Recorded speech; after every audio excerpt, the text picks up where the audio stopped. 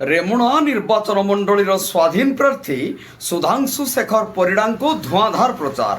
ଆଜି ବର୍ଷା ବାତ୍ୟା ସତ୍ତ୍ୱେ ବି ସେ ପ୍ରଚାର ଜାରି ରଖିଛନ୍ତି। ସେହି କ୍ରମରେ ନୂଆଗାଁ ଆମ୍ବୁଢ଼ିଆଠାରେ ଶତାଧିକ ମହିଳା ପୁରୁଷ ତାଙ୍କୁ ସ୍ୱାଗତ କରିବା ସହିତ ଆଗାମୀ ନିର୍ବାଚନରେ ତାଙ୍କୁ ନିଶ୍ଚିତ ଜିତାଇବେ ବୋଲି ବଜ୍ର ଶପଥ ନେଇଥିଲେ। ସୁଧାଂଶୁ ପରିଡ଼ା କହିଥିଲେ କି ମୁଁ ବିଧାୟକ ଥିବା ସମୟରେ ଆପଣମାନଙ୍କର ଯାହା ଅସୁବିଧା ଥିଲା ଏବଂ କାମ ଥିଲା ମୁଁ କରିବାକୁ ଚେଷ୍ଟା କରି ସଫଳ ହୋଇଛି। ଯଦି କିଛି କାମ ବାକି ରହିଛି ଆସନ୍ତା ନିର୍ବାଚନ ପରେ ମୁଁ ସେହି ସବୁ କାମକୁ ପୂର୍ଣ୍ଣ କରିବି। ଏହା ମୋର ପ୍ରତିଶ୍ରୁତି। ମୁଁ ମିଥ୍ୟା ଗ୍ୟାରେଣ୍ଟି ବୃଥା ପ୍ରତିଶ୍ରୁତି ଦିଏ ନାହିଁ କି ତା ଉପରେ ଭରସା କରେ ନାହିଁ।